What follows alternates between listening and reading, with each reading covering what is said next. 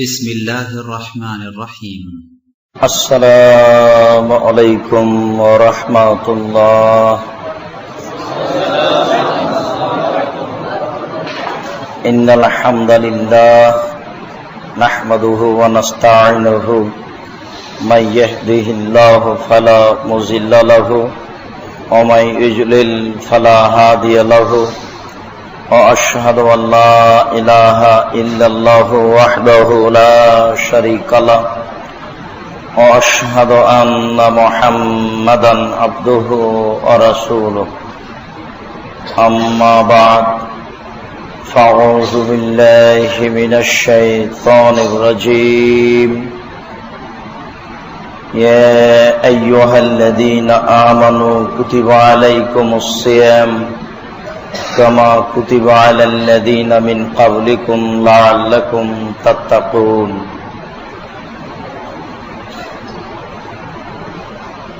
عن أبي أمامة الباهلي رضي الله تعالى عنه قال قال رسول الله صلى الله عليه وسلم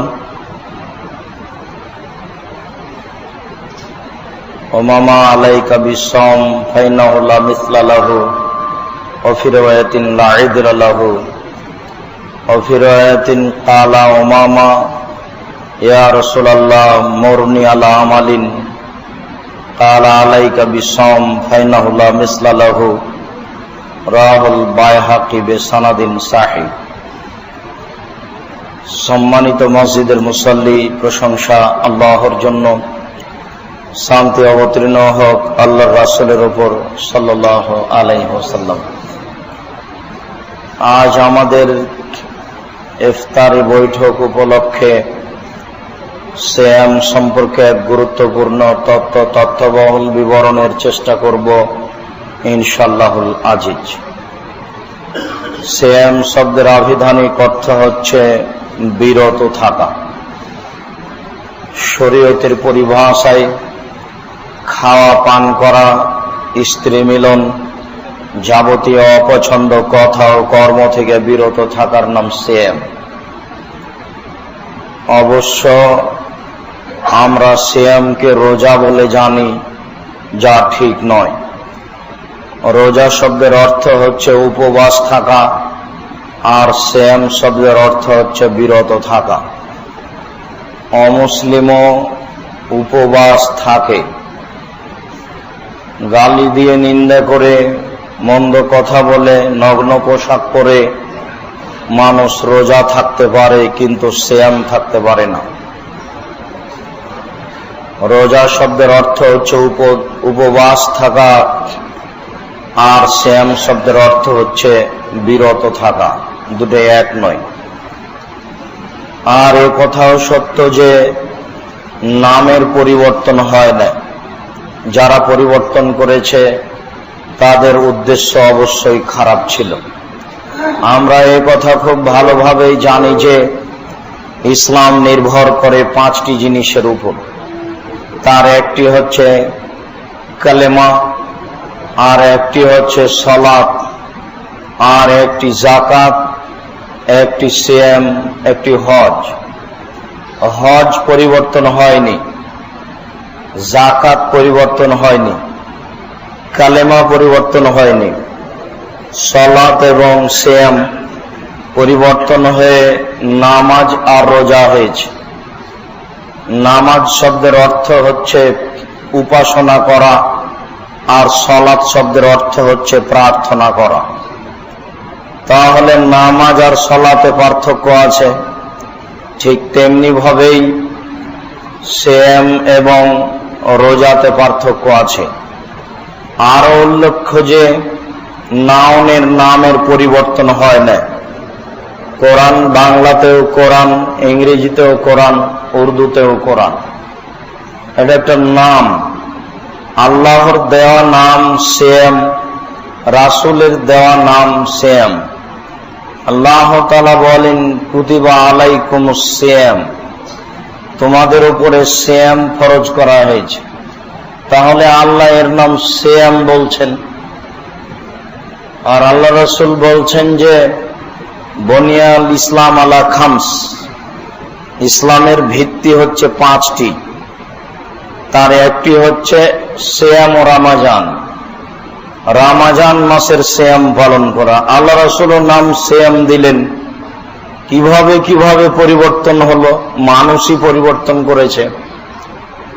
যারা শরীয়ত বিকৃত করার চেষ্টা করেছে তারাই পরিবর্তন করেছে। উল্লেখ্য যে ইবাদতের জগতে এক ভিন্ন ধরনের ব্যতিক্রম ইবাদত হচ্ছে সিয়াম। ইবাদতের জগতে সিয়ামের তুলনায় কোনো ইবাদত নেই।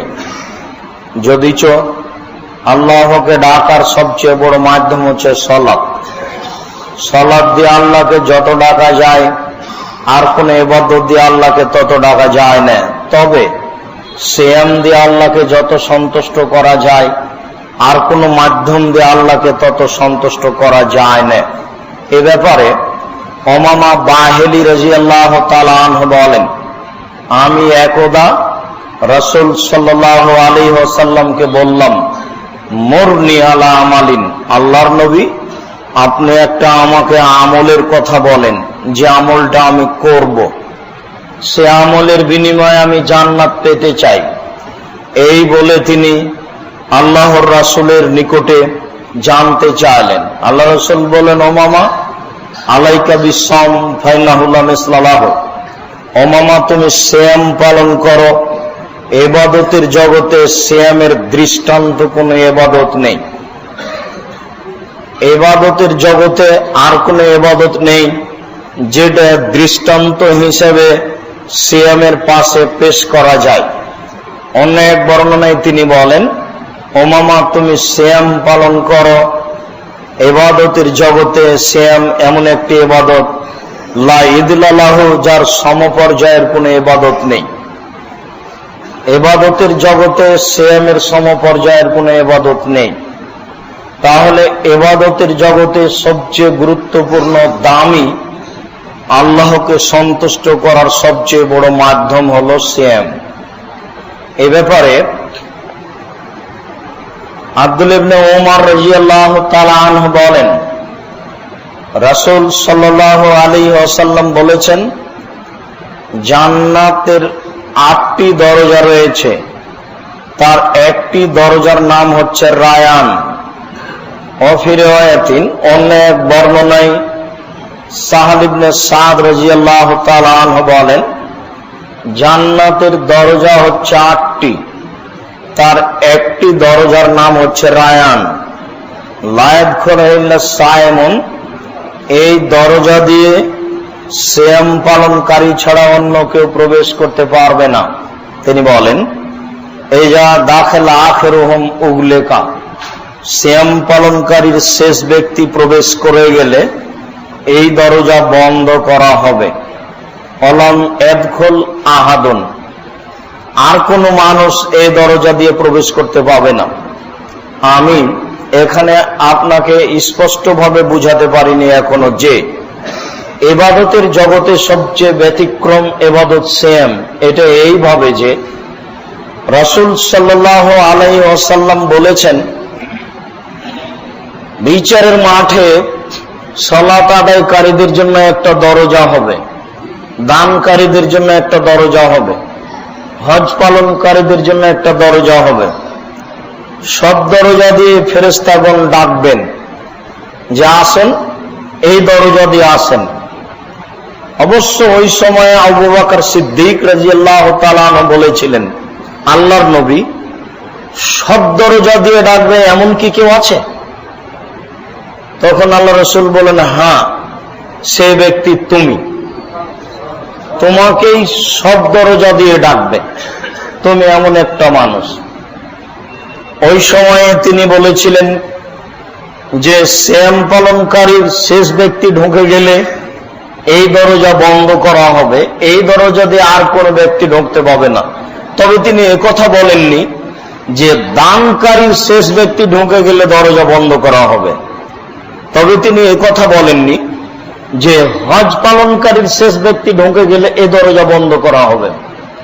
তিনি একথা বলেননি যে জাকাত আদায়কারীর শেষ ব্যক্তি ঢুকে গেলে এই দরজা বন্ধ করা হবে। এ ব্যাপারে তিনি কিছু বলেননি। তবে তিনি বলেছেন যে সিয়াম পালনকারীর শেষ ব্যক্তি ঢুকে গেলে এই দরজা বন্ধ করা হবে, আর কোন ইবাদতের ভিত্তি দিয়ে অন্তত ওই দরজা দিয়ে ঢোকার সুযোগ হবে না। আপনাকে হয়তো আমি বুঝাতে অক্ষম যে সিয়াম একটা ভিন্ন ইবাদত। ইবাদতের জগতে সিয়ামের সমপর্যায়ের কোন ইবাদত নেই।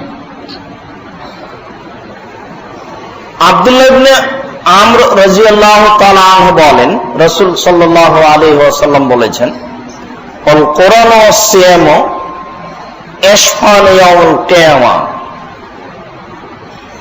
কোরআন এবং সিয়াম বিচারের মাঠে আল্লাহর দরবারে সুপারিশ করবে মানুষের জন্য, লিন্নাস, মানুষের জন্য। কোরআন বলবে, রব্বি মানাতুহুন নাওমা বিন নাহারে ফাশাফিনি মানাতুহুন নাওমা বিল লাইলি ফাশাফিনি ফিহি। প্রতিপালক, আমি এই লোকটাকে রাতে ঘুম যেতে দিনি, এই লোকের ব্যাপারে তুমি আমার সুপারিশ গ্রহণ করো। বিচারের মাঠে অনেক ইবাদত কথা বলবে, তার একটি ইবাদত হচ্ছে কোরআন তেলাওয়াত। কোরআন কথা বলবে। টাকা যদি বৈধ হয় হজ করতে গিয়ে, তাহলে কালো পাথর হাজরা আসওয়াদ আপনার পক্ষে কথা বলবে। আঙ্গুলে তাসবিহ গণনা করলে আঙ্গুল বিচারের মাঠে আপনার পক্ষে কথা বলবে। অবশ্য আমরা এই বৈঠকে আপনাকে বুঝাতে অক্ষম যে বিচারের মাঠে যারা কথা বলবে তারা কত বড় সহযোগী, কেননা আপনাকে বিচারের মাঠ বুঝাতে অক্ষম। যদি আপনাকে বিচারের মাঠ বুঝাতে পারি, যদি জাতিকে বুঝাতে পারতাম বিচারের মাঠ কি, তাহলে জাতিকে বুঝাতে পারতাম যে যেসব জিনিসগুলি পক্ষে কথা বলবে তারা কত বড় উপকারী। যেহেতু আপনাকে বিচারের মাঠে বুঝাতে পারিনি, কাজে উপকারটা বোঝানো কঠিন। তবে এতটুক যে মনে রাখবেন, কবর যত জটিল, কিয়ামত তার চেয়ে অনেক বেশি কঠিন। কিয়ামত যত কঠিন, জাহান্নাম তার চেয়ে অনেক অনেক অনেক বেশি কঠিন। কি দিয়ে বুঝায় আপনাকে কিয়ামত কত কঠিন? কবরে আপনাকে বুঝাতে সক্ষম নই। আল্লাহর নবী বলছেন, উত্তরে ভুল হলে ফেরেশতা মারবেন। এই কথা বলে তিনি থামেননি। তিনি বলেছেন, যে ফেরেশতা মারবেন সে ফেরেশতা চোখে দেখে না, তার মানে কোথায় মারছেন তার জানা নেই। যে ফেরেশতা মারেন সে ফেরেশতা কানে শোনে না, তার মানে লোকটা কত জোরে চিৎকার করছে তার জানা নেই। তাহলে আপনাকে আমি বুঝাতে পারবো ব্যক্তি কেমন, কত জোরে মারবে। একজন পুলিশকে যদি বলা হয় যে একে 100 লাঠি মারো, তাহলে প্রথম লাঠি যত জোরে মারবে শেষ লাঠি তত জোরে মারতে পারবে না। কেন? ও মানুষ, খায়, পেশাব পায়খানা করে। আর যিনি কবরে মারেন তিনি খান না, পেশাব পায়খানা করেন না, তার শরীরে কোনো ক্লান্তি নাই, ক্লান্তি বুঝেন না। কোথায় মারছেন তার জানা নেই, কত জোরে ব্যক্তি চিৎকার করছে এটা তিনি বুঝেন না। শুধু আল্লাহর নবী বলেছেন, মারলে ও চিৎকার করে, এত জোরে চিৎকার করে, সারা বিশাল পৃথিবীর জীবজন্তু, কীট পতঙ্গ, পদার্থ, জড় পদার্থ সবকিছু শুনতে পাই। এই বিশাল পৃথিবীতে যত কিছু আছে, এখান থেকে 50,000 কোটি কিলোমিটার দূরে যে বস্তু আছে সে শুনতে পাচ্ছে আপনার এই কবরের শাস্তি। আপনাকে বুঝাতে পারবো কবর কত জটিল? এমন কোন পথঘাট নেই যেটা দিয়ে আপনাকে বুঝাতে পারি কবর কত কঠিন। কবর যত কঠিন, কিয়ামত তার চেয়ে অনেক বেশি কঠিন। কিয়ামত যত কঠিন, জাহান্নাম তার চেয়ে অনেক অনেক অনেক বেশি কঠিন। এই বৈঠকে আমি কি দিয়ে বুঝাই আপনাকে কিয়ামত কত কঠিন? এই কিয়ামতের মাঠে কোরআন আপনার পক্ষে কথা বলবে। হয়তো বা আপনার জীবনে সুযোগ আসে না কোরআন তেলাওয়াত করার। আজ থেকে আপনি একটু চেষ্টা করেন, এশার রাতের সালাত আদায় করে, এশার সালাত আদায় করে রাতে একটু কোরআন পড়েন। কিছু না পারলেও নাস ফালাক তো পারবেন। কিছুই যদি না পারেন তো সূরা ইখলাস তো মুখস্থ আছে।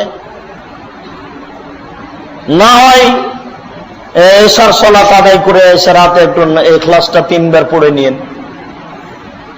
আর পারলে তো রাতে উঠে ঘুম যখন ভাঙবে তখন রাতে উঠে 2 রাকাত সালাত আদায় করবেন। পারলে সূরা বাকারা পড়েন 1 রাকাতে, আর 1 রাকাতে আলে ইমরান পড়েন।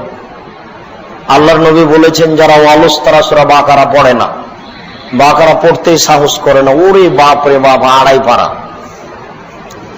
আল্লাহ রাসূল বলছেন যে যারা অলস তারা সূরা বাকারা পড়ে না। আপনার আর আপনার ছেলের বাপ বেটার রাত দিন গেল ইংরেজি প্রশ্ন মুখস্থ করতে করতে, আপনি আবার কোরআন পড়বেন কখন? এই সুযোগ অনেকদিন আগে উঠে গেছে। আপনার স্ত্রী কোরআন মাজিদকে সুন্দর করে কাপড় দিয়ে সাজিয়ে রেখেছে। কোরআন মাজিদ এসেছে এই জন্য যে তাকে সাজিয়ে রাখতে হবে। বোকা মানুষ বুঝলো না কেউ যে কোরআন কেন এসেছে। মানুষ বুঝলো যে কোরআনকে গলায় তাবিজ দিতে হয় আর কোরআনকে সুন্দর করে সাজিয়ে রাখতে হয়, পড়ে গেলে চুমা দিতে হয়, এইভাবে বুঝলো। সেটাই করছে যেভাবে বুঝেছে। আল্লাহর নবী বলছেন কোরআন বিচারের মাঠে আপনার পক্ষে কথা বলবে। প্রতিপালক, একে আমি রাতে ঘুম যেতে দিনি, তুমি এর ব্যাপারে আমার কথা শোনো। আপনার কি মনে হয় যে এভাবে কোরআন আমার পক্ষে বলবে? আপনার পুরো জীবনটা তুলে দেখেন আপনি কোনোদিন রাতে কোরআন তেলাওয়াত করেন কিনা, খুঁজেই পাবেন না। সেম বিচারের মাঠে বলবে রব্বি মানাতহু তামা বিল্লাইলি বিন্নাহারি ফাসাফিনি ফিহি, মানাতহু তামা শাহওয়াতা বিন্নাহারি ফাসাফিনি ফিহি। এই লোকটাকে আমি 2টা কাজ করতে দিনই, দিনে খেতে দিনই আর প্রবৃত্তি অনুযায়ী চলতে দিনই। অতএব তুমি আমার কথা শোনো, এই লোককে জাহান্নামে দিও না, জান্নাতে দাও। তখন আল্লাহ বলবেন আচ্ছা ঠিক আছে দিলাম। সেম আপনার পক্ষে কথা বলবে বিচারের মাঠে, বলবে প্রতিপালক আমি একে 2টা কাজ করতে দিনি, 1 খেতে দিনি আর 1 প্রবৃত্তি অনুযায়ী চলতে দিনি। এই কথাটা আল্লাহ বলছেন। আবু হুরায়রা রাদিয়াল্লাহু তাআলা আনহু বলেন রাসূল সাল্লাল্লাহু আলাইহি ওয়াসাল্লাম বলেছেন কুল্লু আমাল ইবনে আদম ইজাফুল হাসানাতু বিআশারি আমসালিহা ইলা 700 যায়ব। قال الله تعالى ইল্লা সাম ফাইনাহু লিওয়ানা আজিবিহি।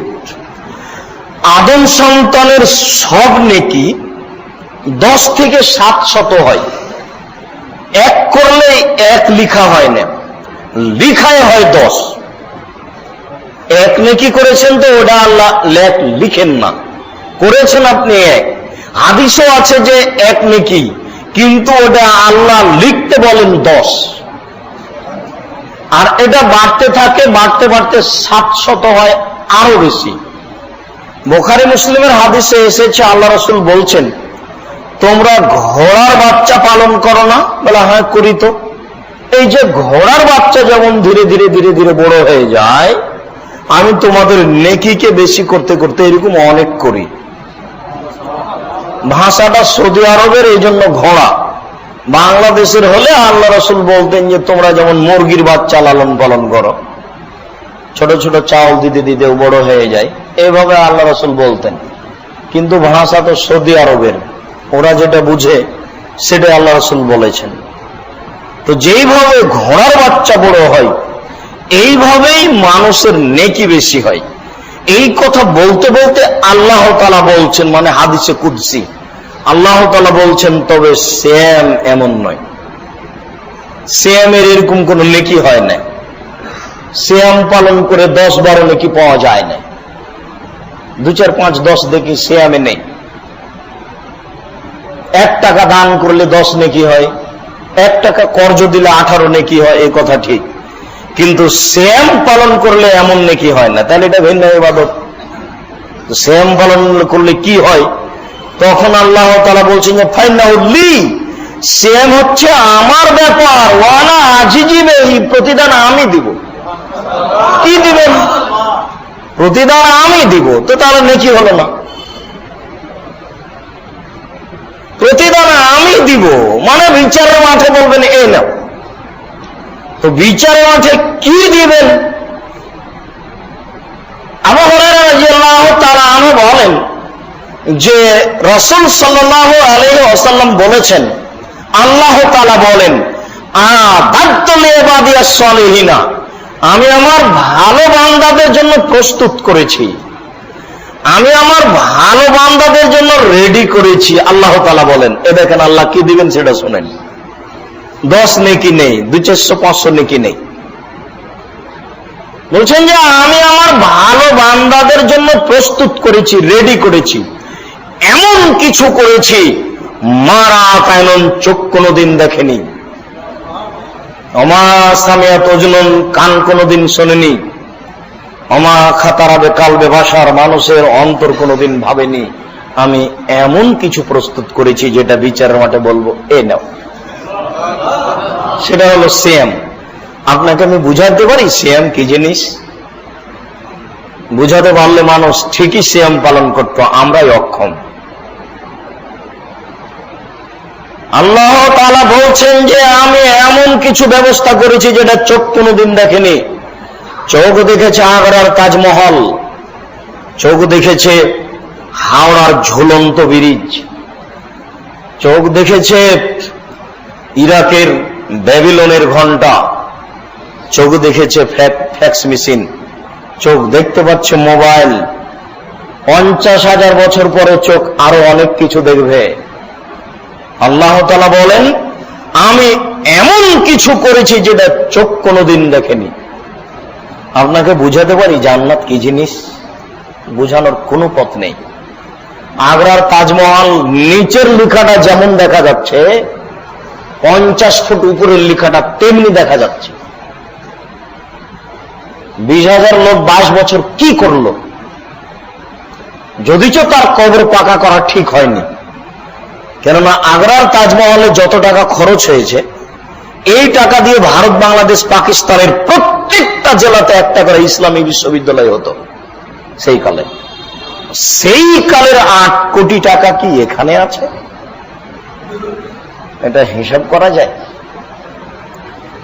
আল্লাহ তাআলা বলছেন, আমি এমন কিছু রেডি করেছি যেটা চোখ কোনোদিন দেখেনি।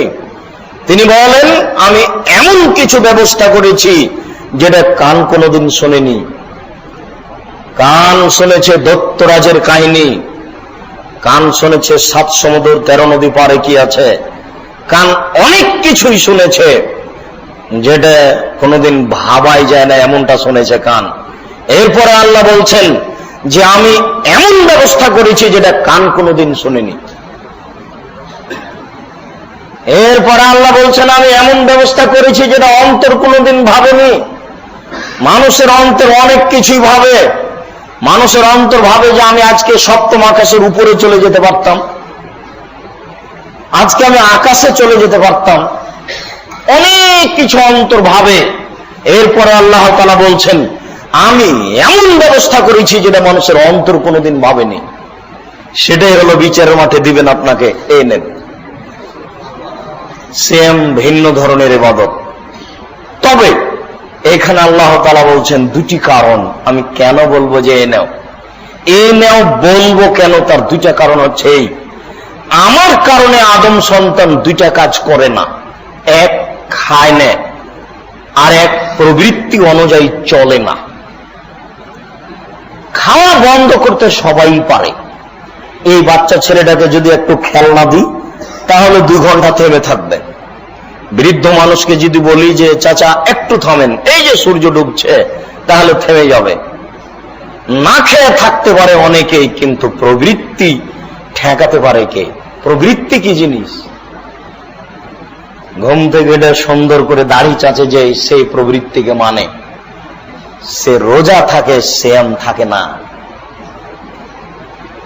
নগ্ন পোশাক পরে রাস্তাঘাটে চলছে যে সে রোজা থাকে, সিয়াম থাকে না।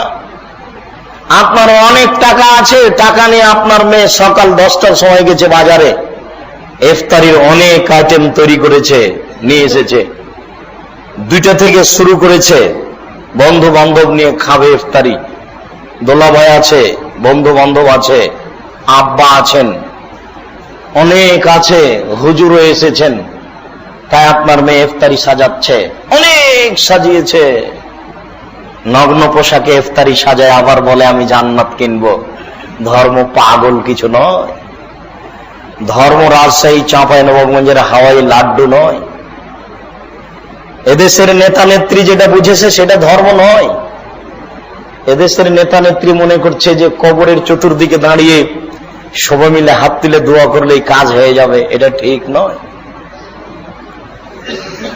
যেভাবে আপনি আর আপনার স্ত্রী আপনার মেয়ে রোজা থাকছেন, এই রোজা দিয়ে কাজ হবে না। প্রবৃত্তির অনুসরণ করে যারা, তাদেরকে আল্লাহ বলবেন না যে এই নাও।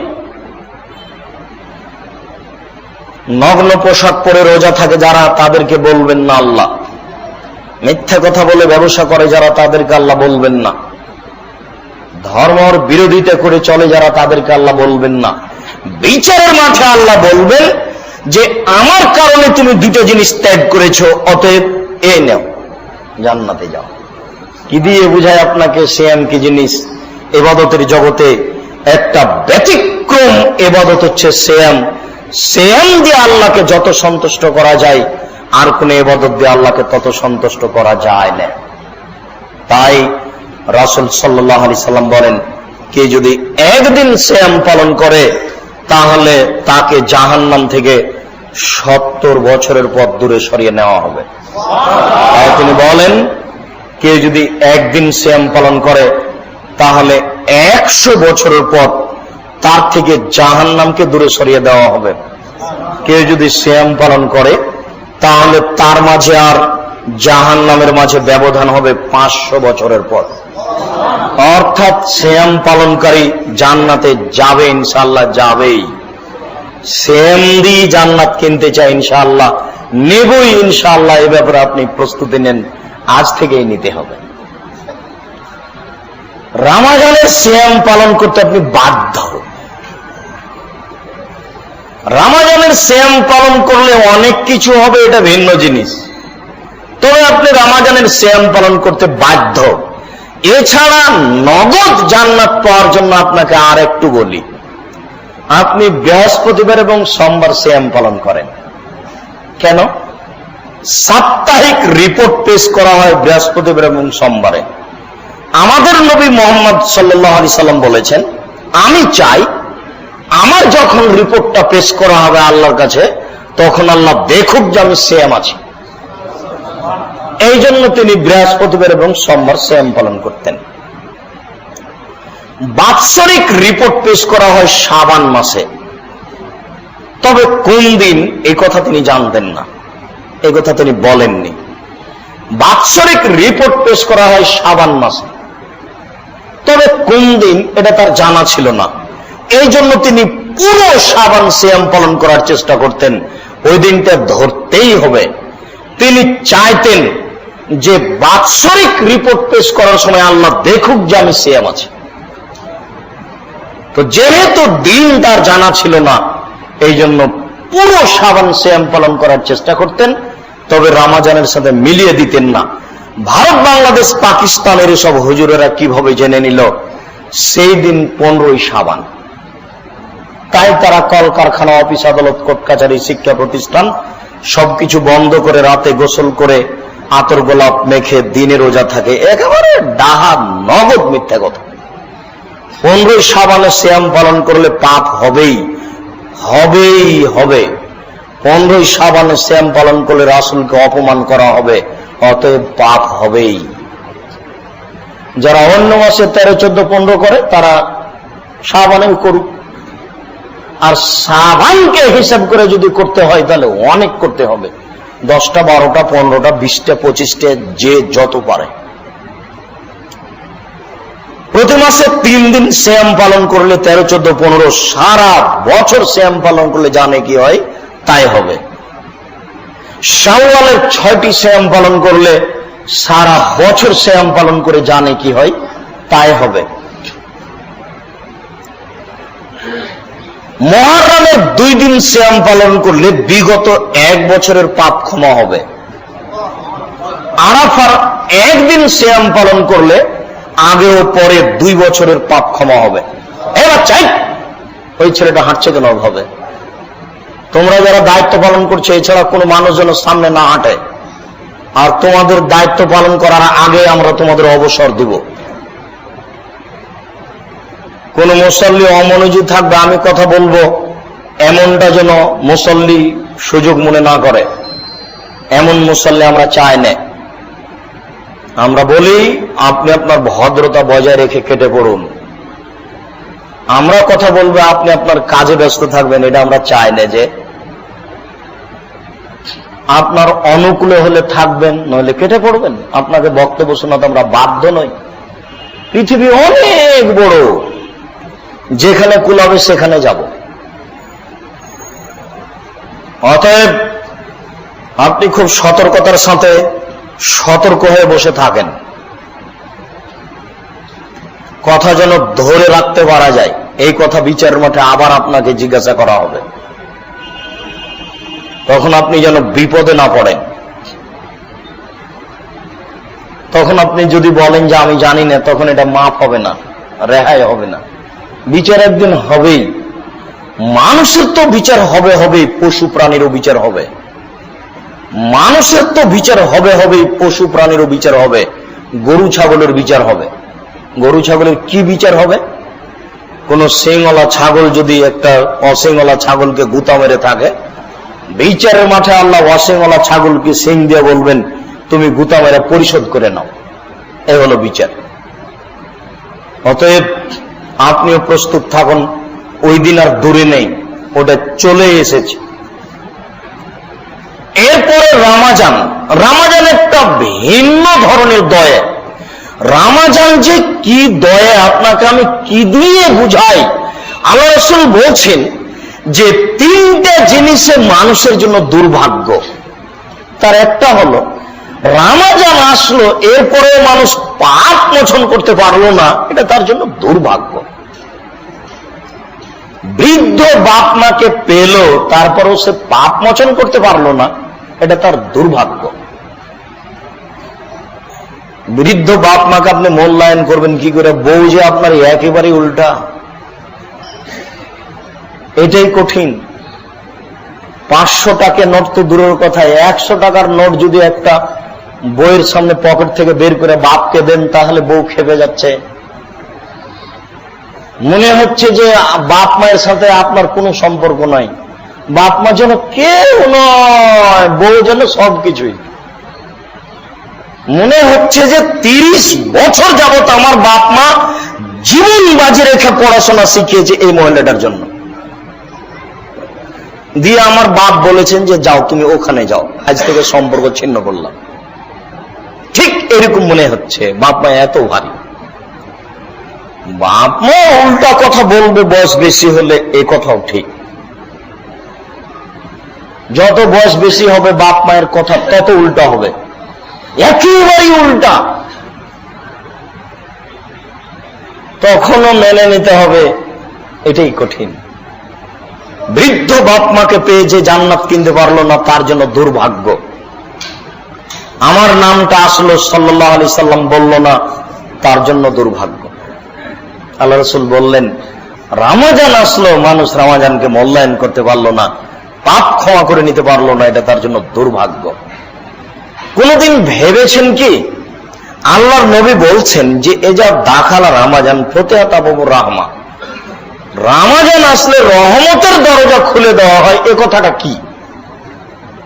রহমতের দরজা খুলে দেওয়া হয়, এর মানে কি? জান্নাতের দরজা খুলে দেওয়া হয়, এর মানে কি? তার মানে এখন কেউ জান্নাতে ঢুকছে? জি না, কেউ জান্নাতে যাবে না। এখন জাহান্নামের দরজা বন্ধ, মানে কেউ জাহান্নামে যাবে না। রমাজান মাসে মরলেও জাহান্নামে যাবে না?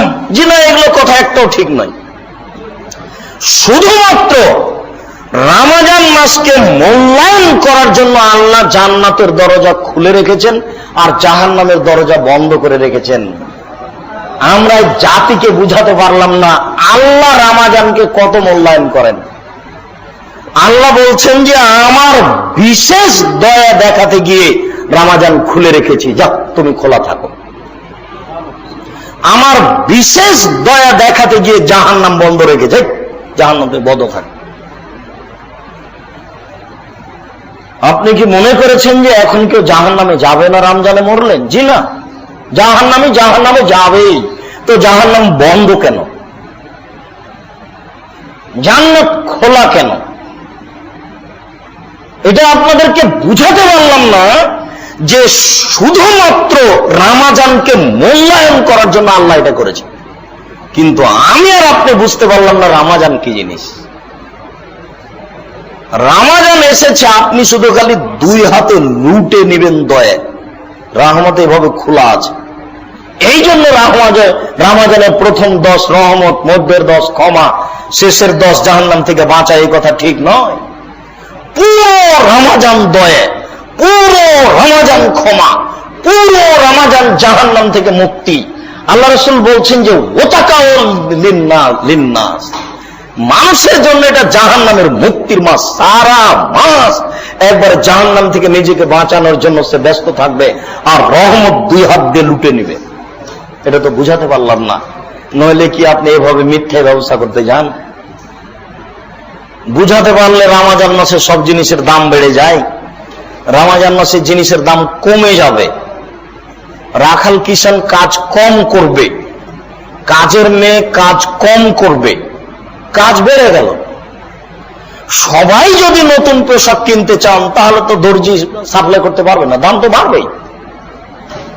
সবাই যদি 20টা ইফতারি আইটেম তৈরি করেন তাহলে তো দ্রব্যমূল্য ঘাটতি হবে। মানে ছিল এক, উল্টে গিয়ে হলো আরেক। দয়ার মাস 20 টাকা কেজি বেগুন হবে অন্য মাসে, তো এখন হবে 10 টাকা কেজি, তা না করে এখন হলো 50 টাকা কেজি, 100 টাকা কেজি, উল্টে গেল। তার মানে রহমত ধরতে গিয়ে এটা উল্টে গেছে। মানুষ বুঝতে পারলো না যে রহমত কি জিনিস, রমজান কি জিনিস, এটা বুঝতে পারলো না। সম্মানিত দিনী ভাই, রাসূল সাল্লাল্লাহু আলাইহি সাল্লাম বলেন, মান সামা রমজানা ঈমানান ওয়া ইহতিসাবান গুফিরা লাহু মা তাকাদ্দামা মিন যামবিহি।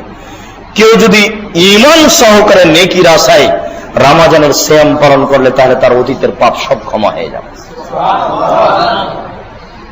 মান কামা রমজানা ঈমানান ওয়া ইহতিসাবান গুফিরা লাহু মা তাকাদ্দামা মিন যামবিহি।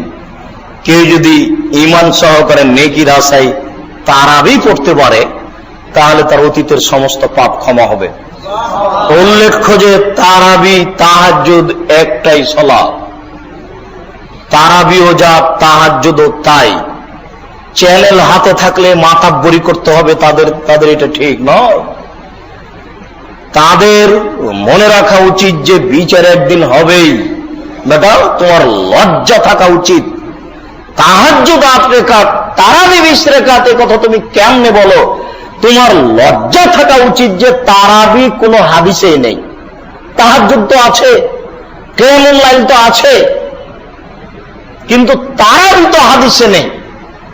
তো তুমি কি করে বলতে চাও যে তাহাজ্জুদ 8 রাকাত আর তারাবি 20 রাকাত? মানে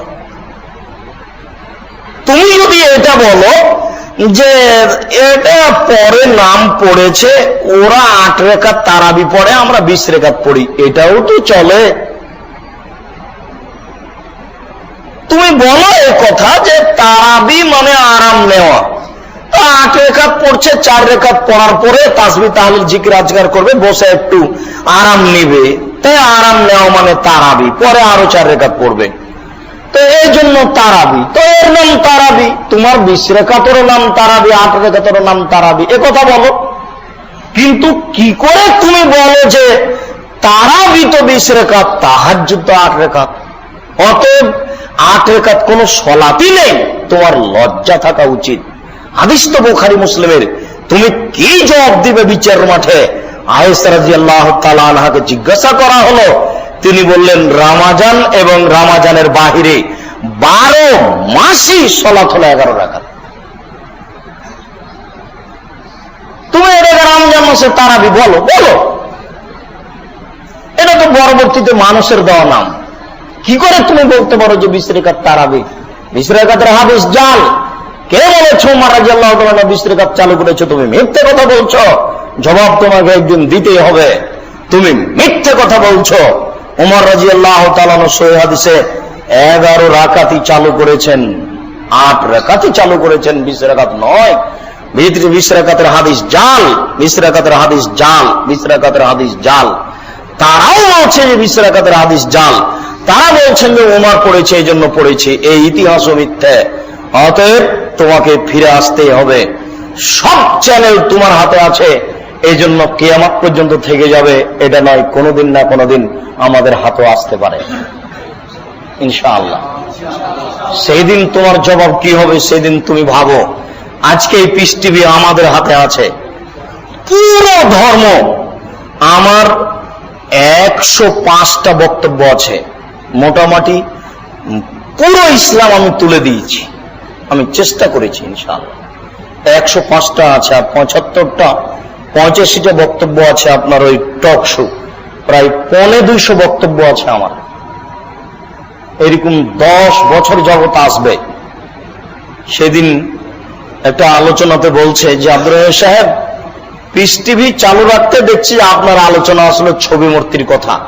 তো ছবি মূর্তির আলোচনা শুনে বাড়িতে যত ছবি মূর্তি ছিল সবকে আগে বের করে ফেললাম। এরপরে আপনাকে রিং দিচ্ছে একটা জানার জন্য। আমার বিবাহের সময়তে আমার বান্ধবীদেরকে নিয়ে সবাইকে নিয়ে ছবি উঠানো হয়েছিল, সেগুলো অ্যালবামে আছে, সেটা কি করব? তা আমি বলছি যে কাজ তো ওখান থেকেই শুরু হবে, মানে যেটা যত হেফাজতে আছে তার উপরে আগে আগে খেপে উঠতে হবে। হেফাজতে যত যেটা বেশি আছে তার উপরে তত খেপতে হবে, তাহলে বুঝতে হবে যে আমি বক্তব্য বুঝেছি এবং আমল করছি।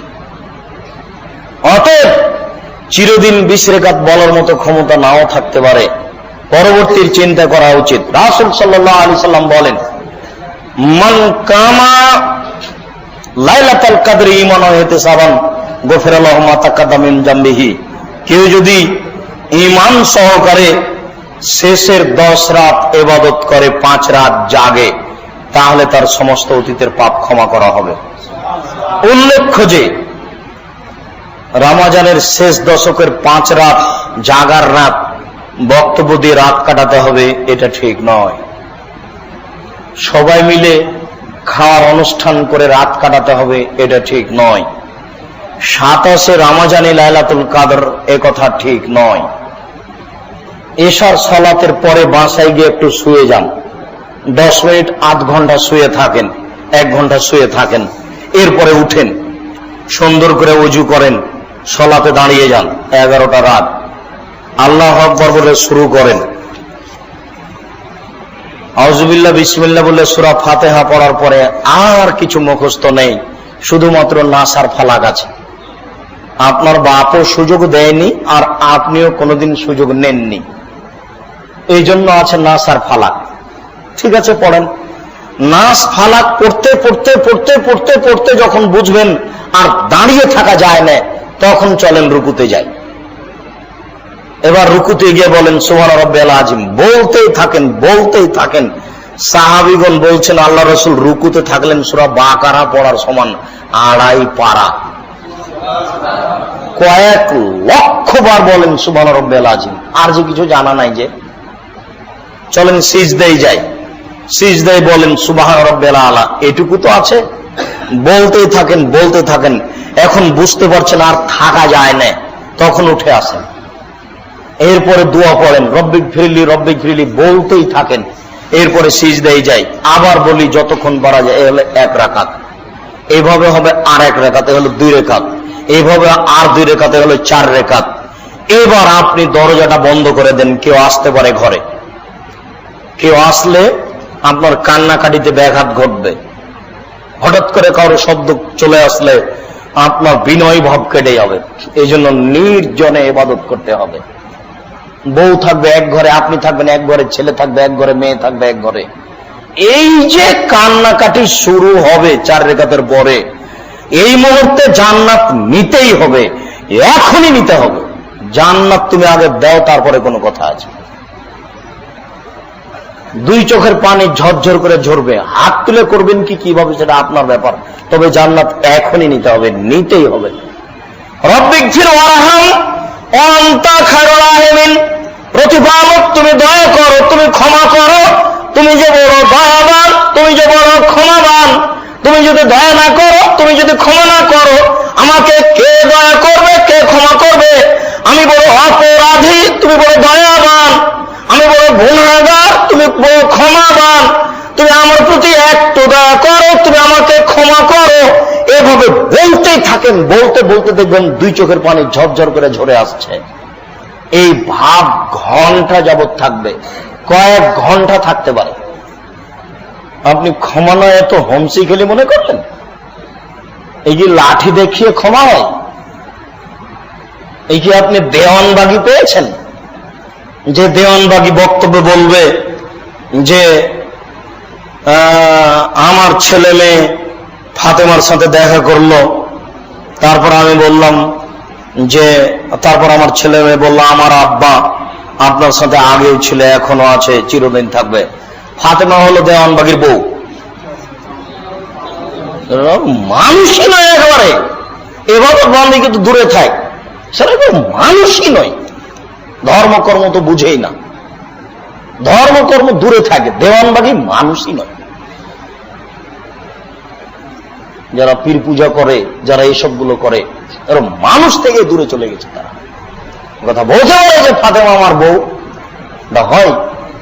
আল্লাহ তার সাথে কথা বলে, এটা হয়। মানুষের সামনে এগুলো চলছে। আশ্চর্য দুনিয়া। ধর্মের নামে মানুষ যে কত কি করছে তার কোনো হিসাব নেই। অবাক দুনিয়া। ক্ষমা নিতে হবে যে কোনো মূল্যে, কান্নাকাটি করে ক্ষমা নিতে হবে। এরপরে 4 রেখাত দেখবেন ফজর হয়ে এসেছে, 4টা বাজতে যাচ্ছে, 3 রেখাত পড়ে নিয়ে সাহারি খান। এইভাবে রাত জাগতে হবে যে কোনো মূল্যে, কম খেতে হবে, আগে প্রস্তুতি নেন। অত বেশি ইফতারি করা যাবে না, অত খাওয়া যাবে না। অত খেলেই তো একটু পরে শুইতে ইচ্ছা করবে। কষ্ট করে ইবাদত সহজ নয়।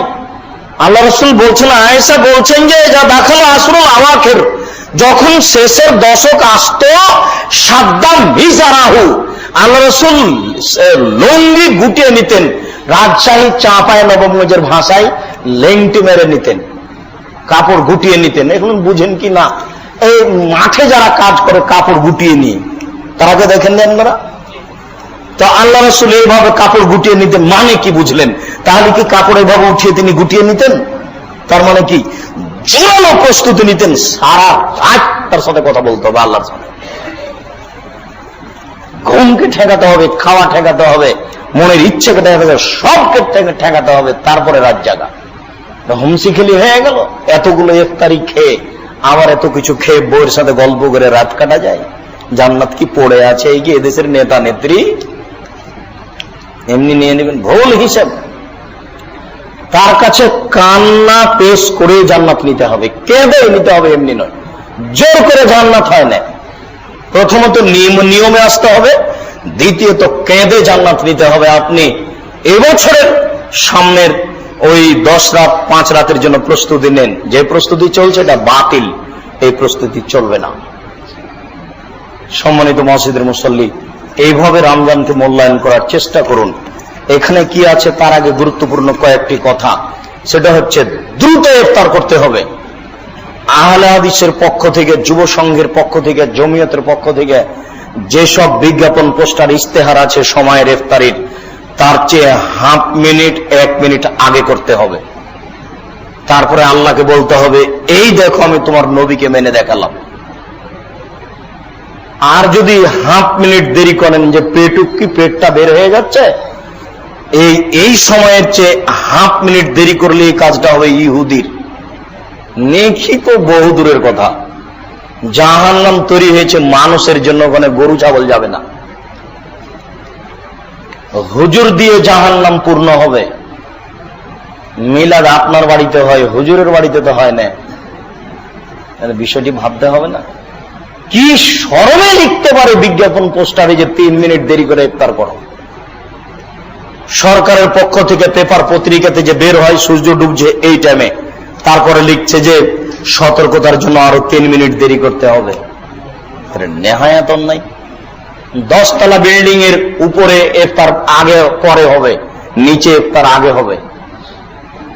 যদি সূর্য দেখে ইফতার করে মানুষ, তাহলে উপরেরটা পরে হবে, উপরের সূর্য পরে ডুববে, নিচে যারা আছে তাদের আগে ডুববে। এই জন্য সারা পৃথিবীতে একদিনে ঈদ হবে না। যারা একদিনে সারা পৃথিবীতে ঈদ করতে চাচ্ছে তারা সহিহ হাদিসের বিরোধী।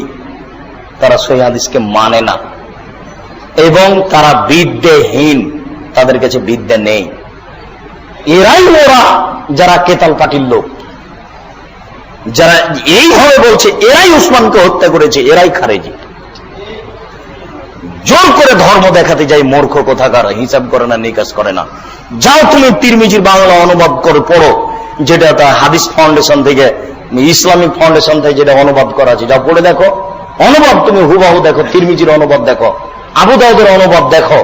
কোরাইব বলছেন যে উম্মুল ফাজল মহিলা আমাকে পাঠালেন সিরিয়াতে আমি কাজ সেরে আসছিলাম, সেদিন রমাজান শুরু হলো।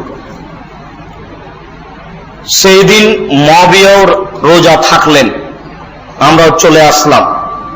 1 মাস লাগলো সিরিয়া থেকে মদিনা আসতে, সেই দিন 1 মাস হয়ে গেছে। আব্দুল্লাহ ইবনে আব্বাসকে বললাম, আজ যে 1 মাস হয়ে গেছে, কি ব্যাপার?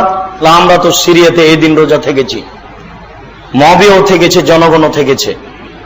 তখন আব্দুল্লাহ ইবনে আব্বাস বলছেন, না, সেটা সিরিয়ার ব্যাপার, এটা আমাদের হবে না, আমরা পরের দিনে রোজা থেকেছি, অতএব রোজা আমাদের পরের দিনে শেষ হবে। সারা পৃথিবীতে 10 দিনে রোজা শেষ হতে পারে, 10 দিনে রোজা শুরু হতে পারে, তারও বেশি হতে পারে। কে তোমাকে বলে দিল যে সারা পৃথিবীতে তাহলে বিভিন্ন দিনে লাইলাতুল কাদর হয়? বিভিন্ন দিনে লাইলাতুল কাদর কেন হবে? এক রাতে হয়। রাত যখন যেখান দিয়ে গড়ে তখন সেখানে হয়। কোন জায়গাতে 20 ঘন্টা পরে হয়, কোন জায়গাতে 20 ঘন্টা আগে হয়। তোমাকে কে এত মূর্খ মানুষ, জেনারেল শিক্ষিত মানুষ, তোমাকে অত কে তদন্ত করতে বললো? তুমি হাদিসটার অনুবাদ দেখো হুবাহু কি। তারপরে হিসাব, এরাই খারেজি, এরাই উসমানকে হত্যা করেছে, এরা নইলে বইয়ে কি করে লিখতে পারে যে আব্দুল রাজ্জাক ইহুদি, তাকে হত্যা করতে হবে? আমি তো তোমার সবচেয়ে কাছের প্রিয় মানুষ ছিলাম। তুমি বিশ্বাস করো, আমার জিন্দেগিতে ছাত্র জীবন থেকে এখন পর্যন্ত এক ধাপ আমি কোনোদিন স্বার্থে ফেলিনি। আর 24 বছর থেকে আমি দিন প্রচারে আছি, 1990 সাল থেকে দিন প্রচার করছি। এখন পর্যন্ত আমার মুখ দিয়ে একটা বাক্য আমি কোন স্বার্থে বলেছি এটা আমার জানা নেই। আর এই 90 সাল থেকে এখন পর্যন্ত আমি সম্মানিত সভাপতি বলে কোনো কথা বলিনি। আমার সবাই দিনী ভাই, কোন মানুষকে হিসাব করে আমি কোনো কথা বলিনি। আমি তোমার সবচেয়ে কাছের মানুষ, তুমি কি করে বলতে পারো ওই ইহুদি? তুমি উসমানকে হত্যা করেছ, তুমি খারেজি, তুমি মূর্খ মানুষ। তুমি একদিন পড়াশোনা করো না, তুমি এটা বলো কি করে? তোমার ইতস্তবোধ থাকা দরকার, তোমার বিবেচনা থাকা দরকার। সম্মানিত দিনী ভাই, জরুরি যে আপনি তাজা খেজুর দিয়ে ইফতার করেন। শুনলাম ঢাকাতে ধনী মানুষ, মোবাইল করে দেন, আগামীকাল সন্ধ্যা হতে হতে সৌদি আরব থেকে তাজা খেজুর চলে আসবে। টাকা আছে, 2000 টাকা কেজি কিনে নেন। যদি তাজা খেজুর না থাকে তাহলে শুষ্ক খেজুর দিয়ে ইফতার করেন, যেটা বাজারে পাচ্ছেন।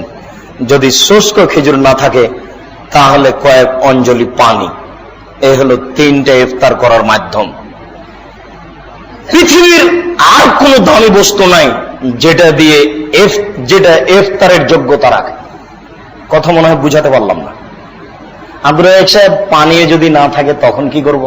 তখন যা আছে তাই। বুঝতে পারেননি মনে হয়। 1 নম্বরে ইফতার করার কি বস্তু? তাজা খেজুর। 2 নম্বরে শুকনা খেজুর, তারপরে পানি। অন্য কিছু মুখে দিতে পাবেন না। বিসমিল্লাহ বলে পানি মুখে দেন, এরপরেই বলেন যাহাবাজ জামাত তালাতুল উরুকা সাবাতাল আজর ইনশাআল্লাহ।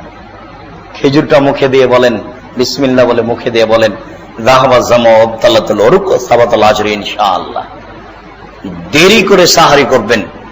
সাহারি আর সালাতের মধ্যে 5-7 মিনিট ব্যবধান থাকবে, 10 মিনিট ব্যবধান থাকবে। সাহারি খেয়ে ঘুমাবেন। এটা অনেকদিন আগেকার মা চাচির হিসেব ছিল, আপনার যেন এখন আর না হয়। যেদিন তারা দেখে রান্না হচ্ছিল সেদিন মায়েরা চাচিরা একবারে রাত 12টাতে রান্না করে 2টার সময় দেখে ঘুমিয়ে, আরো 2 ঘন্টা ঘুম হলো। সেদিন আর সময় নেই। এরপরে দান। যে কয়েকজন আছেন সবাইকে বলছে আল্লাহ রাসূলের কথা। আল্লাহ রাসূল একটা ব্যতিক্রম বাক্য বলেছেন দানের ব্যাপারে। তিনি বলছেন সাদকাত বুরহান, দান হলো দলিল। বিচারের মাঠে জান্নাত পাওয়ার জন্য এত শক্ত মাধ্যম আর কিছু নেই। যেটা আপনাকে বললাম ইবাদতের জগতে সবচেয়ে দামি ইবাদত সিয়াম, এটাও নয়। এটা দলিল হিসেবে টিকবে না। এই জমি আপনার, প্রমাণ এই যে দলিল আছে। এই বাড়ি আপনার, প্রমাণ এই যে দলিল আছে। বিচারের মাঠে আপনাকে আল্লাহকে বলবেন আপনি আমি জান্নাত পাবো, আল্লাহ বলবেন কেন পাবা? এই যে দলিল আছে। কি দলিল? এই যে দান করেছি। দানের উপর দিয়ে মজবুত দলিল বিচারের মাঠে জান্নাত পাওয়ার ব্যাপার, আর কিছু হবে না। এত কঠোর ভাবে কেন বলা হয়েছে জানেন? আপনার বাড়িতে আর একজনের রুজি আছে এই জন্য। আর এত সুবিধা কেন বলা হয়েছে জানেন? আপনিও যদি বলেন খেতে চাইলে একজন ভিক্ষক, আপনি বলেন মাফ করো, আর একজনকে বললো, ও বললো মাফ করো, আর একজনকে বললো তুমি যাও, তো তাহলে কোথায় খাবে গো? সবাই যদি এই কথা বলে, নিজেও পরিবর্তন হন আর আপনার মাকেও পরিবর্তন করবেন, বাপকে পরিবর্তন করবেন, সবাই মিলে ওই দাদা দাদির বৈশিষ্ট্যে ফিরে যাবেন। ফকিরকে খেতে দিতে শিখতে হবে, মানুষকে খেতে দিতে শিখতে হবে। কেন? দান হলো দলিল। জান্নাত পাবই কেন? দলিল আছে। জান্নাত আমি পাবই কেন? দলিল আছে। কি দলিল? এই যে দান করেছি। যাকাত কিন্তু এখানে নেই। যাকাত দিয়ে জান্নাত হয় না, যাকাত দিয়ে ফাঁসি রক্ষা হয়। যাকাত দিয়ে জান্নাত হয় না, যাকাত দিয়ে জাহান্নাম রক্ষা হয়। কত ভিন্ন জিনিস। ওরে বাপরে বাপরে বাপরে। বাড়িতে গমা সাপ থাকতে পারে, কোনো সমস্যা নেই। গমা সাপ যদি দংশন করে একজন মারা যাবে, আর যাকাত যদি না দিন সারা পরিবার মারা যাবে, কেউ টিকবে না, সবাই জাহান্নামে যাবে। তাহাজ্জুদ পড়লেও যাবে, হজ করলেও যাবে, দান করলেও যাবে, সব যাবে। যাকাত খুবই খারাপ। কেউ যদি যাকাতের টাকা ধান নেওয়ার না থাকে, তো যাকাতের টাকা যেখানে গোবর ফেলেন, আবর্জনা, ওখানে ফেলে দিয়েন টাকাটি, ওকে বাড়িতে রাখেন না। ও যে কত খারাপ, ও যে কত খারাপ, ও যে কত খারাপ, ভাষা নাই যে আপনাকে বুঝাতে পারি। যাকাত কত খারাপ। যাকাত আর একজনের জিনিস, আপনি বাড়িতে রেখেছেন কেন? আপনি কেন খাচ্ছেন? যাকাত খাই যে, দেয় না ফকির মিসকিনকে, ও হলো রংপুর গাইবান্ধার ভাষায় বেন্নের বাচ্চা বেন্নে। ও হলো রাজশাহী চাঁপাই নবগঞ্জের ভাষায় ছোট লোকের বাচ্চা ছোট লোক, যে জাকাত নিজের জাকাত নিজে খেয়ে নেই, হিসাব করে বের করে না। ও হচ্ছে ছোট লোকের ছোট সন্তান, ছোট লোক। ও হচ্ছে বেন্নের সন্তান, বেন্না, ওই ইতর শ্রেণীর মানুষ।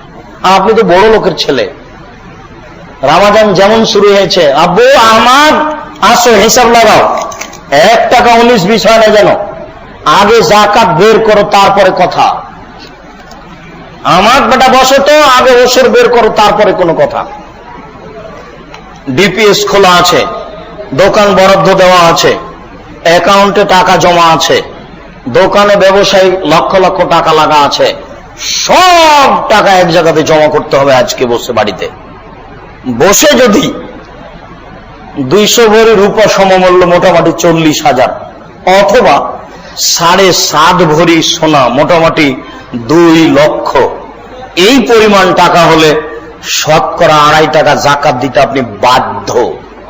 ও দিয়ে নেকি হয় এ কথা পরে, আপনি দিতে বাধ্য, ওটাই হিসাব পরে। এখন বলছি কি, জান্নাত নিব কি দিয়ে নিব? দান দিয়ে।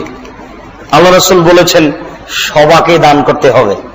তখন সাহাবীগণ বললেন যদি না পারে, তো না পারলে মানুষের বাড়িতে কাজ করবে, কাজ করে নিজে খাবে আর দান করবে।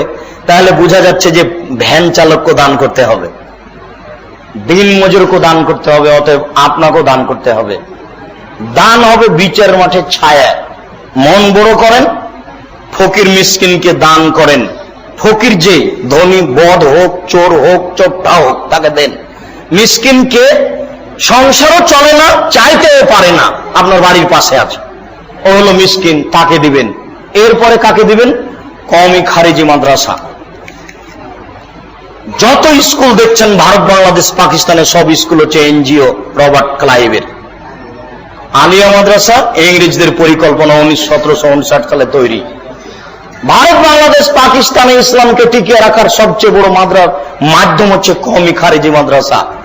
কওমি খারিজি মাদ্রাসা আপনাকে কালকেই বসে হিসাব নিকাশ করে পর্যাপ্ত পরিমাণে টাকা দিয়ে আসতে হবে কওমি মাদ্রাসায়। দেওয়ার পূর্বে আপনি হিসাব করবেন, ওই মাদ্রাসার ছেলেরা যদি কুলখানি করে, চাহালাম করে, মরা মানুষের নামে কোরআন মাজিদ পড়ে, তাহলে টাকা দিতে হবে না। ওখানে টাকা দিলে তাহলে আপনি আবার পাপের সহযোগিতা করলেন। কোরআন এসেছিল জীবিত মানুষের জন্য, ওই বদ হুজুর আবার বলেছে যে কোরআন মাজিদ পড়ে মরা মানুষের নামে বক্সিয়ে দাও। কোরআন মাজিদ মরা মানুষের কিছু করতে পারবে না। মরা মানুষের কিভাবে উপকার করবেন? মুখে বলেন যে আল্লাহ তুমি আমার বাপকে মাফ করো। আর একটা পথ কি আছে বুখারী মুসলিমের হাদিস, আল্লাহ রাসূলকে এসে সাহাবী বলেন, আল্লাহ রাসূল আমার মা মারা গেছে, আমি তো বাড়িতে ছিলাম না, এখন দান করলে আমার মায়ের নেকি হবে? হ্যাঁ হবে, তুমি দান করো। এই যে বুখারী মুসলিম। তাহলে মরা মানুষের উপকার করার কয়টা পথ? দুইটাই। একটা মুখে বলতে হবে আল্লাহ তুমি আমার বাপকে মাফ করো, দোয়া মুখস্থ করে বলে আল্লাহুম্মা ইগফির লি আবি ওয়ারফা দারজাতাহু ফিল মাহদিন ওয়াফসাহু ফি কবরিহি ওয়া নাব্বিরহু ফিহি। আল্লাহ তুমি আমার পিতাকে ক্ষমা করো, তাকে উচ্চ মর্যাদা দান করো, তুমি তার কবরকে প্রশস্ত করো, তুমি তার কবরকে আলোকিত করো। রব্বিরহামহুমা কামা রাব্বায়ানি সাগীরা রব্বিগফির লি ওয়া দাইয়া। আপনার দোয়া মুখস্থ করে বলেন। আর যদি কিছুই না থাকে তাহলে বলেন যে আল্লাহ তুমি আমার বাপকে ক্ষমা করো। এটা তো পারবেন। দাদা দাদিকে ক্ষমা করে, এটা হলো মুখে দোয়া। আর একটা পথ হলো দান করেন।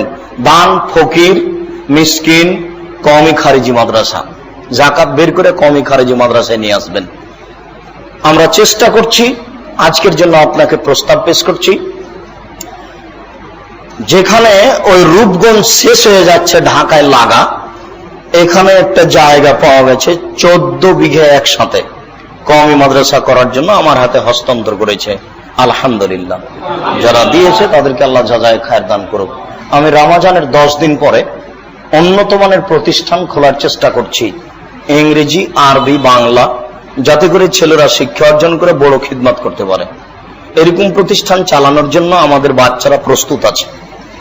আমাদের বাচ্চারা এখন প্রস্তুত আছে, যারা বাংলা, ইংরেজি, আরবি, উর্দু এই কয়েকটা ভাষাতে যে কোনো সময় তারা লিখিতভাবে খিদমত পেশ করতে পারে, মুখ পেশ করতে পারে।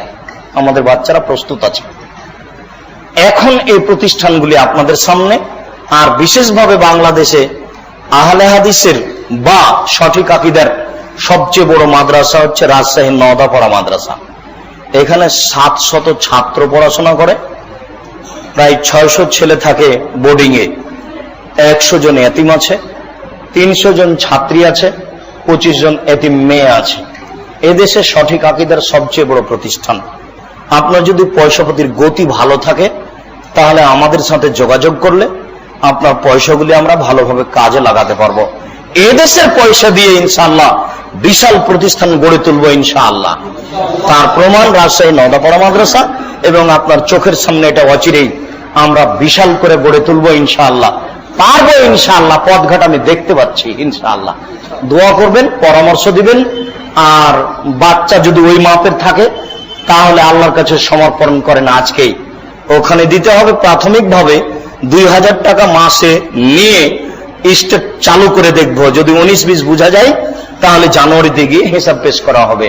এই বলে দানের হিসাবটি আপনাকে প্রস্তুত নেওয়ার জন্য অনুরোধ রেখে কি যেন বলেছিল আমি এটা খেয়াল করতে পারিনি। ওস্তাদজি, বেদাত এবং সম্মিলিত মোনাজাত সম্পর্কে কিছু কথা একটু দয়া করে বলবেন। সম্মিলিত মোনাজাত কেন? সম্মিলিত মোনাজাত কেন? এটা আবার কি কথা? এ তো আশ্চর্য কথা। সম্মিলিত মোনাজাত জমিয়তের লেখকরা কবে বেদাত বলেছে তার কোনো হিসাব নাই। আজ থেকে নিয়ে 40 বছর আগে জমিয়তের সবচেয়ে বড় মাওলানা, আপনার ওই মেহেরপুরের যিনি পাঁচরুখিতে ছিলেন মাওলানা আলিম উদ্দিন, আজ থেকে নিয়ে 40 বছর আগে বলেছে মিষ্টি বেদাত। আপনি চুনাপুটির ছেলেটার কথা শুনে ভাবছেন মানে আশ্চর্য, এ আবার কোন কথা? আপনার এই কথা দেখে আমাকে ভারী লাগছে। আজ থেকে নিয়ে 40 বছর আগে তিরমিজির বাংলা অনুবাদক পাঞ্জাব থেকে পড়ে এসেছিলেন রংপুর কারমাইকেল কলেজের অধ্যক্ষ আব্দুল নূর সালাফি সাহেব, জমিয়তের জড়, খুব বড় পণ্ডিত। আজ থেকে নিয়ে 40 বছর আগে বলেছেন বেদাত। দুই বাংলার বড় আলেম হাফেজ জানের বাড়ি কলিকাতা মেটিয়ে বুরুজ। কলিকাতা আলিয়া মাদ্রাসা হওয়ার পর থেকে নিয়ে তার চেয়ে বেশি নাম্বার কেউ পায়নি। উনি বলেছেন নামাজের পরে হাত তুলে দোয়া করা বেদাত। আজকে আবার এই কথা আপনার মানে 40তম 41তম আরাফাত পত্রিকায় ডক্টর আব্দুল বারী রাহিমাহুল্লাহ বলেছেন বেদাত। আব্দুল্লাহ বিন ফজল রাহিমাহুল্লাহকে কেটা না চিনত না। আজ থেকে নিয়ে 40 বছর আগে তিনি বলেছেন যে কেউ যদি হাত তুলে দোয়া করতে হবে মনে করে তাহলে অবশ্যই বেদাত হবে। আমরা তদন্ত করে দেখেছি যে সবাই মিলে হাত তুলে দোয়া করলে বেদাত হবে, রাসূলকে অপমান করা হবে। হাত তুলে দোয়া করা আপনার ব্যক্তিগত ব্যাপার। এখন যে হাত তুলে দোয়া করেন সম্মিলিতভাবে হাত তুলে দোয়া কোন কোন স্থানে? শুধুমাত্র পানি চাইতে গিয়ে। ও নিষেধের দলিল চাইলে ওটা হবে বোকামি। আমি কি এটা জেনা যে নিষেধের দলিল দেখাবো? এটা কি সুদ যে নিষেধের দলিল? মাথায় কি গোবর আছে? এটাকে বেদাত বলছি মানে রাসূলের যুগে ছিল না। আপনারা তো বড় হুঁশিয়ার সচেতন মানুষ, আমি আপনাকে বড় মানুষ। আপনি যাত্রাবাড়ি দেখেন না কেন? এখানে আসলেন কেন চট করে? আশ্চর্য। আমি ছেলে মানুষ, আব্দুল রাজ্জাক সাহেবের কথা শুনবেন কেন আপনি? ডক্টর আব্দুল বারী যেটা কলমে লিখেছেন সেটা দেখেন। আব্দুল্লাহ বিন ফজল সাহেব এত পণ্ডিত মানুষ, আরবি ইংরেজি বাংলা বলতে লাগলে মুখে ফেনা উঠে যেত। আজ থেকে 40 বছর আগে বলেছেন যে বেদাত। হিসাব পাবেন না। এসবগুলো ছেলে পিলে কোন ডক্টর কি বললো এগুলো আপনি হিসাব করিয়েন না। ডক্টর মানেই জানা, পড়াশোনা জানে না, এটা আপনি প্রথমত ধরে নেবেন। পীর মানে বদ, আর ডক্টর মানে এমনিতে ওটা একটা ডিগ্রি। মৃত ব্যক্তির নামে মানুষ খাওয়ানো যায় কিনা? জি না, বিদআত। যদি খাওয়াতে হয় তাহলে ফকির মিসকিনকে খাওয়াতে হবে। ঈদের নামাজের পর সম্মিলিতভাবে হাত তুলে দোয়া করা যাবে কি? জি না, বিদআত। ঋতুবতী মহিলা শরীক হবে হচ্ছে ওই দোয়াতে। আল্লাহু আকবার, আল্লাহু আকবার, লা ইলাহা ইল্লাল্লাহ, আল্লাহু আকবার, আল্লাহু আকবার, ওয়ালিল্লাহিল হামদ। এটা হলো দোয়ার বক্তব্য। মাথায় আর গোবর আছে। ওই হাদিস বুখারী মুসলিমের যে ঋতুবতী দোয়ায় শরীক হবে, তা হাত তুলতে হবে। এটা পৃথিবীর কোন বিজ্ঞান করেছে এই অনুবাদ? একটু দেখবে না? সব এরা আপনারাকে প্রতারণা দিচ্ছে। আর এইসব হুজুরকে একদিন না একদিন অপমান হতেই হবে। যুবকেরা একদিন একবারে মাঠ থেকে এভাবে নিচে টাইনা নামিয়ে দিবে। সেদিনের আগে ওদের সতর্ক হওয়া দরকার। আজকের জাতীয় দৈনিক পত্রিকাগুলোতে আসরের নামাজের ওয়াক্ত শুরু হওয়ার কথা উল্লেখ করেছে 4:45। জি না, 4টাতে সালাত শুরু হবে, এটা ঠিক নয়। কুরবানির সাথে আকিকা করা যায়? জি না, কুরবানির সাথে আকিকার কোনো সম্পর্ক নেই। আকিকা জরুরি আর কুরবানি নেকির কাজ। আকিকা বাধ্য আর কুরবানি নেকির কাজ। করেন নেকি হবে, করিয়েন না নেকি হবে না। মাঝে মধ্যে কুরবানি ছেড়ে দেওয়া ভালো। আর 7 দিনের দিন আকিকা দিতেই হবে, নইলে আপনি গুনাহগার, আল্লাহর কাছে ক্ষমা চাইবেন। আজান এবং আকামাতের মাঝখানে কি ধরনের দোয়া পড়া যাইতে পারে? যত আপনার দোয়া মনে আছে সব পড়েন। আল্লাহ রাসূল বলেছেন দোয়া করো, চাল দেওয়া হবে। আল্লাহ কাফু বুনতে বলে আজানের দোয়াটা পড়েন, তারপরে আপনার যা মনে আছে সেটাই পড়বেন। কোরআন হাদিসের দোয়া। জুমার দিন আজান কয়টি? জুমার দিন আজান একটি। দ্বিতীয় আজান বিদআত, সেই কালে আব্দুল ইবনে ওমর বলেছে। আর আমরা হানাফি মসজিদের 2টি আজান হয় এটা মনে করতাম। চাঁপাইনবাবগঞ্জ শহরে গিয়ে দূর থেকে বলতাম ওই যে হানাফি মসজিদ, এইখানে 2 আজান হয়, এটা আমরা বলতাম। আহলে হাদিস মসজিদের 2 আজান হয় এটা আমাদের জানা ছিল না। 2 আজান বিদআত। বিসমিল্লাহির রহমানির রহিম কি? আসসালামু আলাইকুম আইয়ুহা শাইখ সওয়াল বাদা সালাত দোয়া বিরাফি ইয়াদাইন মাল মুসাল্লিন জামা। মানে সালাতের পরে সবাই মিলে হাত তুলে দোয়া করা যাবে কি জানা? জি না, সবাই মিলে হাত তুলে দোয়া করা বেদাত। জবাব দিতে হবে কোরআন এবং সুন্নাহ দ্বারা। আব্দুল করিম, জি না, এটা বিদআত। হাত তুলে দোয়া করা, সবাই মিলে দোয়া করা নিজের ব্যক্তিগত ব্যাপার, দোয়া করা উচিত। এখনই গিয়ে করবেন। বাড়িতে গিয়ে কম খাবেন, খুব মনে রাখেন, খাওয়া বেশি হলে একটাও হবে না, এবারে উল্টে পড়ে যেতে হবে। কম খাবেন, তারপরে হাত তুলে দোয়া করেন বাড়িতে গিয়ে এখনই। আকিকে 7 দিনের মধ্যে না দিতে পারলে কি হবে? হবে না আকিকে। 7 দিন শেষ, আকিকে শেষ। 7ম দিন শেষ আর আকিকে নেই। মৃত্যু মোমেনাকে উত্তর দিকে মাথা রেখে কবর দেওয়ার বিধান সম্পর্কে জি সহিহ হাদিস। আল্লাহ রাসূল বলেছেন, যেদিকে পা থাকে সেদিক থেকে ঢোকাও। দক্ষিণ দিকে পা থাকবে আর উত্তর দিকে মাথা থাকবে, সহিহ হাদিস। না, পশ্চিম দিকে পা না। আকামতের জবাব কি নীরবে? জি, আজান একামতের জবাব নীরবে দিতে হবে। রাসূল সাল্লাল্লাহু আলাইহি ওয়াসাল্লামের রাত্রির নামাজ, তাহাজ্জুদ আর তারাবি একই। তাহাজ্জুদ পড়লে তারাবি পড়তে হবে না, তারাবি পড়লে তাহাজ্জুদ পড়তে হবে না। যারা রাতে সালাত আদায় করা অভ্যাসী, তাহাজ্জুদ তারা রাতেই পড়েন, জামাত থাক। তবে 1 মাস তারাবি চলবে। যারা বলেছে রাসূল 3 দিন পড়েছেন আর পড়েননি, রাসূল 3 দিন পড়েছেন আর মসজিদে আসেননি, তিনিও পড়তেন, মসজিদে জামাত হতো, একাধিক সহিহ হাদিস। তিনি আসেননি কেন? ফরজের ভয়ে। জামাত চলছিল, একাধিক সহিহ হাদিস। অতএব জামাতে তারাবি চলবে। তারাবি তাহাজ্জুদ একটাই সালাত, একটা পড়লে আর একটা পড়তে হবে না। একটা পড়ার পর আর একটা পড়লে বিদাত হয়ে যাবে। রমজানের শেষ 10 দিন ইতিকাফ করার নিয়ম কি? আসরের সালাত আদায় করে একটা জায়গা পৃথক করে ঘিরে রাখবেন, ওখানে বসবেন, ক্ষমা চাওয়ার জন্য ওযু করে এসে 2 রাকাত সালাত আদায় করবেন। এছাড়া এমনি 5 ওয়াক্ত সালাত আদায় করবেন, মাঝে মধ্যে ওযু করে এসে 2 রাকাত সালাত আদায় করবেন। আর তাসবিহ তাহলিল জিকির আজকার কোরআন তেলাওয়াত আর ক্ষমা চাওয়া, হাত তুলে দোয়া করেন, যেভাবে আপনার অনুকূলে আসে। ক্ষমা নিতে হবে, এটা একটা বিশেষ সুযোগ।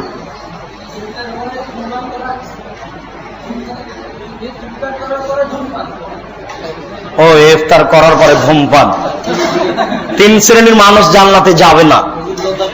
তার 1 শ্রেণীর মানুষ হচ্ছে যারা ধূমপান করে, যারা বিড়ি, তামাক, জর্দা, সিগারেট, গুল, নেশাদার দ্রব্য খায়, পান করে, তারা জান্নাত যাবে না। তাহাজ্জুদ পড়েও হবে না। খুব সতর্ক। ধূমপান একটা নেহায়েত অন্যায়, বড় পাপের কাজ। 3 শ্রেণীর মানুষ জান্নাতে যাবে না। তার 1 শ্রেণীর মানুষ যারা ধূমপান করে, বিড়ি, তামাক, জর্দা, সিগারেট, গুল, নেশাদার দ্রব্য খায়, পান করে। 2 বছর বয়সের গাভী যদি না দাঁতে, তাহলে কুরবানি হবে কি? দাঁতেই কুরবানি হবে, তাছাড়া হবে না। এটা বিক্রি করে দেন, যে দাঁতওয়ালা কিনেন। সূরা তারাবি এবং খতমে তারাবি। খতমে তারাবি বিদআত, সূরা তারাবি সুন্নাত। যেখানে খতম তারাবি হচ্ছে সেখানে থাকা যাবে না। 10 বার কোরআন খতম করুক, কিন্তু কোরআন শুরু থেকে শেষ পর্যন্ত খতম করতে হবে, এই সিরিয়ালে তারাবি চলবে, এটা ইবাদতই নয়। আর রাইফেলের গুলির মতো চলছে গো, এটা ইবাদত কি করে হয়? এটা একটা মজাক করার মাধ্যম।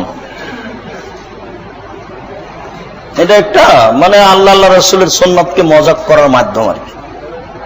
বিবাহ কি ফরজ? সুন্নাত? জি না, গুরুত্বপূর্ণ সুন্নাত, বিবাহ করা উচিত। বিবাহকে এমনিতে উপেক্ষা করে যারা, তারা সুন্নাতকে অমান্য করে। বিবাহ না করিলে জান্নাত হবে কি? হবে, হতে পারে। ফাজিলাতুশ শাইখ আলাইকুম হাল ইয়াজুজ আন ইয়াকুলা হাজারতু কাবলা আসমা আসহাবিন নবী সাল্লাল্লাহু আলাইহি ওয়াসাল্লাম। হাজারতু কাবলা আসমা আসহাবিন নবী সাল্লাল্লাহু আলাইহি ওয়াসাল্লাম। হাল ইয়াজুজ আন ইজামিয়া মা যাওজা বাদা সাহুরে ওয়া কাবলা সুবহি সাদিক। আগের ইবারত বুঝতে পারিনি, পরের ইবারত ঠিক আছে। যে খাওয়ার পরে স্ত্রী মিলন কি জায়েজ? সাহারি খাওয়ার পরে? জি, সাহারি খাওয়ার পরে স্ত্রী মিলন জায়েজ। সাহারি খেলে রোজা চালু হয়নি, সেম রোজা চালু হয়েছে আজানের সময় থেকে। বোঝা বুঝতে পারেননি? খাওয়া 8 ঘন্টা 1 ঘন্টা আগে খেয়েছেন, সেজন্য সেম চালু হয়ে গেছে। জি না, আজানের পূর্ব পর্যন্ত স্ত্রী মিলন এবং এই ধরনের কাজগুলি জায়েজ। এখানে একটা কথা মনে পড়ে গেল, যে দিনে স্ত্রী মিলন ঘটে গেলে তাকে 60 জন মিসকিনকে খাওয়াতে হবে। এটা শুধু স্ত্রীর সাথে এটা ঘটে গেলে, কেউ যদি বদমাইশি করে একটা রোজা ছেড়ে দেয়, তাহলে তাকে একটাই করতে হবে, 60টা করতে হবে না। 60টা জরিমানা শুধু এই কাজ করলে। কথা বুঝতে পারেননি? শুকরিয়া, জাযাকুমুল্লাহ খায়ের।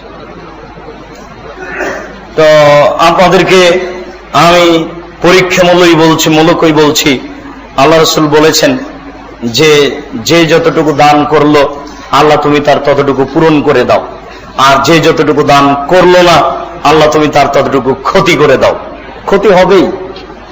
এখন তো দান 10 টাকা করলেন না, তো বাড়িতে গিয়ে দেখবেন আপনার স্ত্রী বলছেন এই 5000 টাকা দাও, আমি বাজারে যাব। এটা আপনার দিতে বাধ্য। ওটা নারী নির্যাতন নয়, ওটা পুরুষ নির্যাতন। বাড়িতে গিয়ে দেখছেন যে ছেলে ওই গাড়িতে চড়ে উল্টে হাত ভেঙে গেছে, 20,000 টাকা লাগবে, এমনিতে যাবেই। এর মানে হচ্ছে আপনি দান না করলে টাকা আপনার ধ্বংস হবেই হবে, আপনি বুঝতে পারেন আর না পারেন। আর দান করলে সেটা বেড়ে যাবে। কিভাবে বাড়বে? বরকত বাড়বে। 100 টাকা থেকে 10 টাকা দান করে 90 টাকা বাক্সে রেখে 1 বছর রাখলেও 90 টাকাই থাকবে। তা আল্লাহ বলেছেন যে বাড়বে, নবী যে বলেছেন বাড়বে, ওটা হলো বরকত বাড়বে, ওটা হলো বরকত বাড়বে। হাদিসে আছে যে আনাসের ঘটনা আপনার সামনে বলেছি, যে আল্লাহ রাসূল আনাসের মা আনাসকে নিয়ে গেলেন রাসূলের কাছে, নিয়ে গিয়ে বলছেন এই যে আনাস আপনার ছোট খাদেম, আপনি তার জন্য একটু দোয়া করেন। তখন আল্লাহ রাসূল বলছেন আল্লাহুম্মা আকসির মালাহু উমরাহু ওয়া আতিল উমরাহু ওয়াগফির লাহু ওয়ারহামহু ওয়া বারিক লাহু ফিমা রাযাকতা। আল্লাহ তুমি এই আনাসকে দীর্ঘজীবী করো, তার ছেলে মেয়ে অর্থ সম্পদ বেশি করে দাও, তাকে ক্ষমা করো, তার প্রতি দয়া করো, ওকে যে রুজি দিয়েছো তুমি তার রুজিতে বরকত দাও, তার রুজিতে বরকত হবে।